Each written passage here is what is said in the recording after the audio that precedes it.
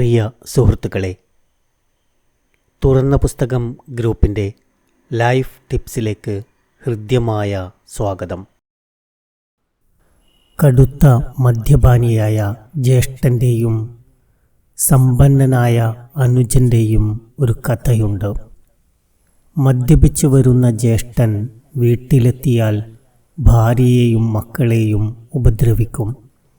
സമൂഹത്തിൽ അയാൾക്ക് യാതൊരു സ്ഥാനവുമുണ്ടായിരുന്നില്ല.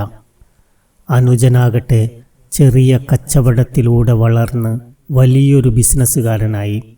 പാവങ്ങളെ കണ്ടെത്തി അവർക്ക് സഹായങ്ങൾ എത്തിക്കുന്നതിലും ജനങ്ങളെ സേവിക്കുന്നതിലും അയാൾ ശ്രദ്ധിച്ചു. ജനമനസ്സിൽ അദ്ദേഹത്തിന് നല്ല സ്ഥാനം ലഭിച്ചു. എല്ലാവർക്കും വേണ്ടപ്പെട്ട ഒരാളായി അനുജൻ വളർന്നു. ഒരേ വീട്ടിലെ രണ്ടു മക്കൾ ഇങ്ങനെ രണ്ടു വിധത്തിലായി തീർന്നത് എങ്ങനെയെന്നറിയാൻ ഒരാൾ ശ്രമിച്ചു. അയാൾ ആദ്യം മദ്യപാനിയായ ജ്യേഷ്ഠൻ്റെ അടുത്തെത്തി ചോദിച്ചു, ഇത്തരമൊരു ജീവിതം തിരഞ്ഞെടുക്കാൻ താങ്കൾക്ക് പ്രേരണയായത് ആരാണ്? അയാൾ ഉടനെ മറുപടി പറഞ്ഞു, എൻ്റെ അച്ഛൻ്റെ ജീവിതം. അച്ഛൻ എന്നും മദ്യപിച്ച് വീട്ടിലെത്തും. അമ്മയെയും ഞങ്ങളെയും ഉപദ്രവിക്കും. പതുക്കെ പതുക്കെ ഞാനും അങ്ങനെയൊരു ജീവിതത്തിലേക്കെത്തി.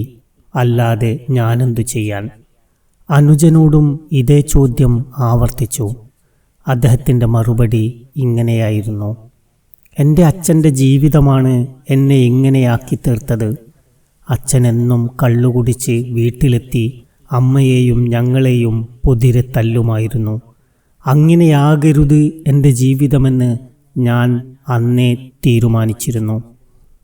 പല തരക്കാർക്കിടയിലാണ് നമ്മുടെ ജീവിതം. വ്യത്യസ്ത സ്വഭാവ രീതികൾ ധാരാളമുണ്ട്.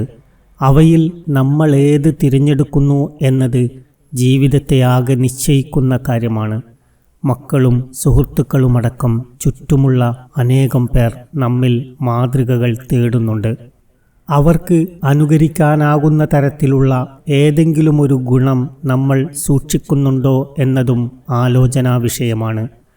നമ്മെ വ്യത്യസ്തരാക്കുന്ന ഒരു നല്ല ഗുണമെങ്കിലും ആർജിക്കാൻ സാധിക്കുന്നിടത്താണ് വിജയം. ആൾക്കൂട്ടത്തിലെ വെറും അനുകാരികൾ മാത്രമാകുന്നതിൽ ഒട്ടും പുതുമയോ പ്രത്യേകതയോ ഇല്ല. ആൾക്കൂട്ടം പോലും ആഗ്രഹിക്കുന്ന വ്യത്യസ്തനായ ഒരാളാകാൻ കഴിയണം. സ്വയം നിയന്ത്രിച്ചും നവീകരിച്ചും നാം ആർജിച്ചെടുക്കുന്ന ആ വ്യത്യസ്തതയാണ് നമ്മുടെ വ്യക്തിത്വം. പറയാൻ ആഗ്രഹിക്കുന്ന പലതിൽ നിന്നും നാവിനെ നിയന്ത്രിച്ചും ഇടപെടാൻ മോഹിക്കുന്ന പലതിൽ നിന്നും ഒഴിഞ്ഞു നിന്നും കൂട്ടുകൂടാൻ വരുന്ന ചിലരിൽ നിന്നെങ്കിലും അകന്നുനിന്നും നല്ല മാതൃകയുള്ള മനുഷ്യരെ കണ്ടെത്തിയും നല്ല ശീലങ്ങളിലൂടെ ജീവിതം നയിച്ചും നേടിയെടുക്കുന്ന സൗഭാഗ്യമാണത്. സ്വഭാവവും സംസ്കാരവും മര്യാദകളുമാണ് ഏതൊരാളുടെയും വ്യക്തിത്വം. മാതൃകയാക്കാൻ ഒരു ഗുണമെങ്കിലും കരുതലോടെ സൂക്ഷിക്കുന്ന വ്യക്തിത്വം നമുക്കും നേടിയെടുക്കണം. എല്ലാവർക്കും നന്മകൾ നേരുന്നു. നന്ദി.